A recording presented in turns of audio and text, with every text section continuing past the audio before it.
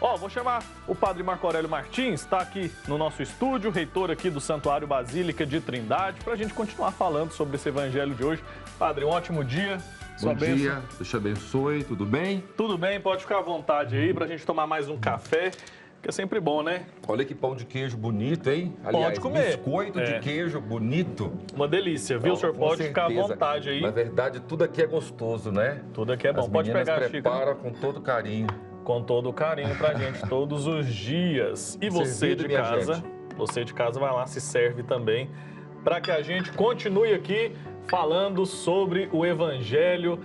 Assunto importante hoje, né, padre? Entender um pouco mais sobre como o próprio Cristo, em suas obras, testemunha sobre ele mesmo. Queria que o senhor nos ajudasse a compreender um pouco também desse Evangelho de hoje.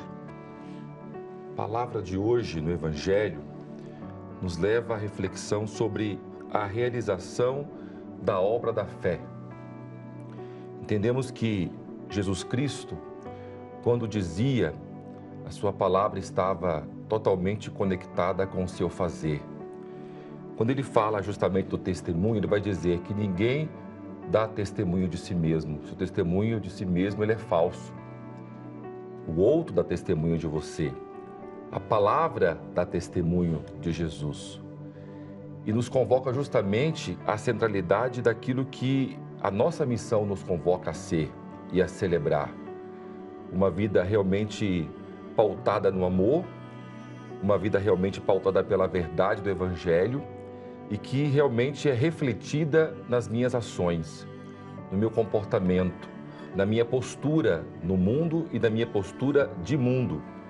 Porque, na verdade, a minha experiência, quando traçada realmente, quando equilibrada pela palavra do Evangelho, ela é força, ela é vida, porque ela convoca a partir daquilo que eu faço.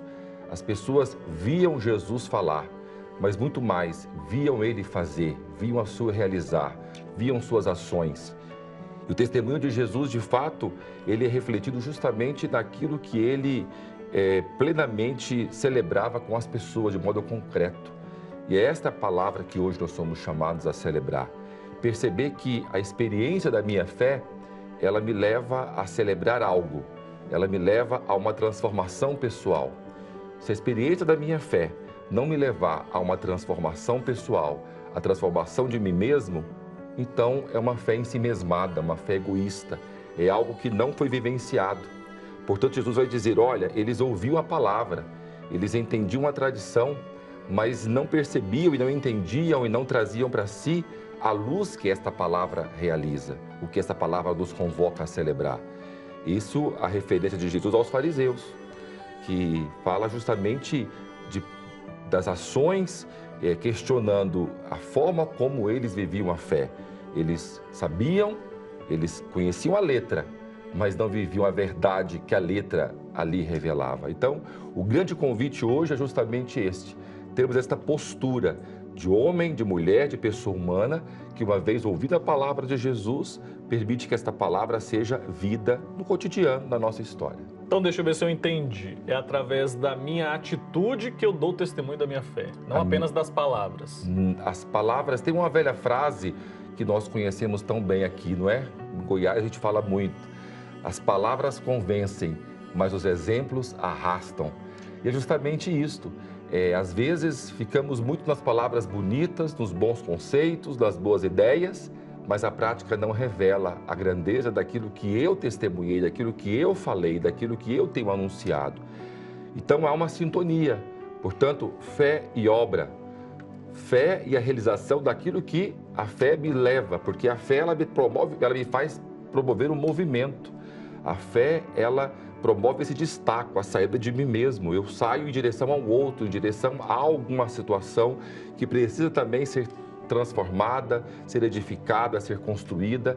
A fé que me faz comprometido com a verdade daquilo que creio. Então, se estou comprometido com a verdade, com a essência daquilo que creio, no nosso caso, a palavra de Jesus, que nos mostra o Pai, se esta palavra é uma realidade da minha vida, todo o meu comportamento e as minhas ações, de fato, serão transformadas a partir desta realidade. Então, a base do Evangelho e a base daquilo que Jesus nos convoca é justamente isso. O que essa fé nos causa? A grande pergunta que todos nós precisamos fazer é justamente esta: a minha fé, ela me faz diferente? A minha fé me faz ser uma pessoa melhor, mais humana? A minha fé me faz ser melhor pai de família, melhor pai, melhor mãe, melhor filho, melhor irmão e amigo? A experiência que vivo na fé, na igreja, na liturgia, na comunidade, no texto que eu rezo, toda essa espiritualidade ali celebrada, de fato, transforma a existência, a minha finitude, as minhas mazelas? Ou não? Dar testemunho de mim mesmo é muito fácil, porque eu posso exaltar a minha vida, falar de mim, falar das minhas qualidades, mas é a partir da experiência da fraternidade que nós vamos compor de fato esse entendimento de que a fé que realmente eu professo tem se manifestado das ações do cotidiano. Se não for isso, é vazia, é falsa, é hipócrita. E a hipocrisia era a atitude dos fariseus, hoje questionados por Jesus. Então, para eu hoje não viver uma fé hipócrita, eu tenho que pensar se a minha fé está provocando em mim uma transformação, no meu comportamento e na minha ação. Senão, eu sempre falo para o outro. Os fariseus colocavam fardos pesados nas costas dos outros e eles mesmos não eram capazes de carregar esse fardo. Eram conhecedores da lei escrita. Da lei escrita. E a lei escrita, ela é cinza. Enquanto a palavra é chama que não se apaga, é chama viva que ilumina o coração. E essa é uma palavra muito bonita do Papa Francisco. Ontem, inclusive, o Dom João Justino nos presenteou com uma biografia do Papa Francisco. E lá justamente tem uma palavra do Papa Francisco que vai falar disso, né? Que a regra, ela muitas vezes ela é apenas cinzas. Enquanto a palavra, enquanto o testemunho, enquanto a nossa mudança pessoal, a partir do entendimento da palavra, ela é chama viva, que não se apaga. Então, muitas vezes, nós adoramos cinzas, quando não assumimos de fato um comportamento novo, ficamos na regra, ficamos no rito, ficamos em situações da legalidade, e não aquilo que a lei nos convoca a celebrar. A lei não é o fim. A lei é um caminho que nos leva a alguma realidade, que nos leva a algum comportamento. E muitas vezes ficando apenas nisso, né?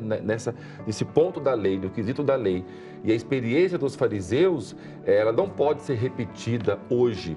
E a grande observação da palavra de Deus é nos convocar à transformação desta atitude. E quando ela acontece de fato, a fraternidade, né, as relações do cotidiano, elas são maiores, elas são sinceras, elas são maduras, porque há um comprometimento na compaixão. Jesus, ele tinha compaixão, por quê? Porque ele estava com o outro. Então a fé me leva a estar com o outro, ela me leva a celebrar a vida com o outro. E isso é dar testemunho, porque não é apenas dizer o que deve ser. Não, eu assumo junto, eu sofro junto, eu caminho junto, eu estou junto. Então, mais uma vez, o Evangelho nos mostra que a fé não é para ser experimentada sozinho, né? Consigo mesmo, é sempre em prol do meu irmão. Então, a fé é uma experiência que cada um celebra. Eu celebro a minha fé, você celebra a sua fé, cada um celebra a sua fé, a sua intimidade com o Pai. Mas a celebração da fé, da intimidade com o Pai, ela me joga para fora, ela me lança para fora. Ela precisa reverberar no outro. Ela reverbera no outro, ela reverbera nas relações, ela reverbera na vida cotidiana. É uma relação que eu celebro. Portanto, se eu não for capaz de celebrar esta intimidade com profundidade, com verdade, a partir dos ensinamentos da palavra, a partir daquilo que de fato o Cristo nos orienta, o que eu irei de fato reverberar para o outro? O que eu vou poder oferecer para o outro? Ninguém oferece aquilo que não tem. Você só oferece aquilo que você tem. Então, a experiência primeira da fé, da minha intimidade, daquilo que vivo na minha vida cotidiana, na minha relação com o Pai Eterno, na fé que celebro. E a partir desse comprometimento da minha relação com o Pai Eterno, a relação com o outro. Então, veja, é uma relação com Deus, uma relação comigo mesmo e uma relação com o outro. É uma relação que parte do coração de Deus, do meu coração e do coração do outro. Então, é essa relação que realmente nos chama a celebrar comunidade. Essa é a relação verdadeira da comunidade. Maravilha. Então que a gente consiga, né, ter essa transformação nas nossas atitudes, na postura, como o padre mencionou agora, e a gente pode começar a fazer isso hoje, né, padre? Se a gente percebe que a gente não está vivendo a nossa fé, vivendo o que Jesus nos ensina, para que as nossas obras deem testemunho sobre nós, a gente pode hoje começar nessa mudança de comportamento. E como que a gente faz isso? Como que a gente pode começar uma transformação? Toda mudança, ela começa com uma decisão. Decisão. Cisão de ruptura. Não dá para ter mudança se não houver uma decisão. Então, primeiro, a decisão parte por uma tomada de consciência. Então, eu, tomando consciência daquilo que precisa ser transformado em mim, tomo uma decisão. Irei transformar. Farei diferente. Celebrarei de modo diferente. E uma vez assumindo esta postura, aí sim, com a decisão tomada, eu faço o caminho. E toda decisão, ela exige perda, ela tem perdas. Quando você decide este caminho, você está deixando aquele outro caminho. Você abre mão, né? Eu abro mão. Então, quando eu tomo decisão, eu olho para frente para seguir um novo caminho e deixo para trás essa realidade antiga e não posso aqui ficar com pensamento ainda no passado. Se eu deixar para trás, se eu tomar decisão, mas ainda ficar aqui mentalizando aquilo que eu deixei, é sinal que a decisão não foi tomada. E aí eu sempre ficarei ali velando aquilo que eu decidi não continuar celebrando. Então é preciso tomar decisão e, de fato, seguir o caminho. E é isso que a fé nos faz. Abandonar, de fato, essas realidades para que o caminho seja novo. E não aquele pezinho aqui atrás, aquele pezinho na frente, porque tenho medo, tenho receio, o que vai ser pela frente, que caminho, que consequências essa decisão pode trazer para mim. Então, quando eu não estou inteiro na minha decisão, é fato que a minha vida também não será inteira. Eu não vou conseguir me lançar, de fato, nesse novo momento, ou nesse projeto, ou nessa realidade da estrutura que a vida me ofereceu, ou que eu posso conquistar, de fato, com plenitude. Perfeito, padre. Antes da gente finalizar aqui nossa conversa, queria falar um pouco sobre o Sino Vox Patris. Opa. Vocês estavam lá na Polônia, falei também com o padre Jadeilson sobre essa experiência de ter ido até lá. Estamos acompanhando a vinda do Sino, já está em trânsito, né, digamos assim, para chegar aqui ao Brasil. Queria que o senhor falasse um pouco sobre a viagem e falasse também como está a expectativa agora nos próximos passos dessa peregrinação do Sino para cá. Olha, foi uma experiência linda. Eu já conheci a Polônia, estive lá em outros momentos. Então, primeiro, é um lugar realmente muito bonito, uma experiência muito forte, porque a Polônia, minha gente, tem uma característica muito forte, porque é um país católico, é um país muito católico. O pertencimento daquele povo, a nossa igreja é realmente grandioso. E muito mais da relação desse povo com o Papa João Paulo II, né, que marca de fato a vida dos poloneses, porque o Papa João Paulo II, como polonês, nascendo naquela região, com tantas palavras fortes e sólidas, foi compondo de fato esta relação com esse povo. E ali nesse lugar sagrado, como vocês estão vendo na imagem, nós encontramos aí com esse povo com a empresa que produziu o Vox Patris, e tivemos a maravilha, né, a maravilhosa experiência de nos aproximar do Sino Vox Patris, que sim, já está em caminho. Olha onde me colocaram, lá em cima do sino. E foi uma coisa assim... E aí a gente percebe o quanto o sino é grande mesmo, porque o padre é grande. É isso mesmo. Não, e foi meio que uma brincadeira esse momento, porque colocaram uma escada para amarrar umas coisas lá em cima, e eu falei, eu vou subir no sino. E eu subi, de repente, estando lá em cima, eles me pediram para a gente rezar juntos ali. Foi uma experiência muito bonita. Então, realmente, aqui a gente já consegue perceber o tamanho. Isso aí foi do sino saindo, porque o sino, quando ele deixou a empresa, a indústria, foi de manhã. Depois ela ficou ali a mais ou menos uns 500 metros da indústria, porque só o caminhão só pôde sair 10 horas. Então perceba, esse caminhão aí que está rodando, olha, ele saiu da indústria 22 horas, porque lá só podia realmente rodar às 22 horas. E perceba os batedores da frente, o caminhão aí logo atrás. E tem um motivo para ele poder rodar só à noite assim? Porque é uma carga diferenciada, ela tem as suas dimensões maiores e o caminhão ultrapassa aqui o limite da rodovia. Então, a questão de segurança de trânsito. É de segurança de trânsito. Então, tem um carro na frente, um carro atrás, os batedores que seguem. Assim também acontecerá no Brasil, né? No Brasil, a carreta só vai andar com os batedores à frente e atrás. E nós estamos, assim, muito esperançosos e com muita expectativa de que, ao receber o Vox Patris, esse som da esperança que hoje nós estamos proclamando e que o Evangelho proclama e que o Jubileu nos convoca a celebrar, realmente seja proclamado. É um instrumento, é um símbolo sagrado, mas é muito mais aquilo que nós falarmos agora. Não se trata simplesmente de um sino, mas da experiência do que ele mística também, e da força da fé que todos nós juntos ali em torno desse símbolo podemos celebrar e poderemos juntos vivenciar. Então, é isso que nós faremos acontecer. Todos que participaram do evento na Polônia, um momento de bênção, um momento de envio, depois a semana toda ali encaminhando notícias para cá, para o Brasil, realmente para dizer a todos vocês, a todos nós, somos uma grande comunidade e ao receber o Vox Patris, continuamos nossa missão com o Divino Pai Eterno.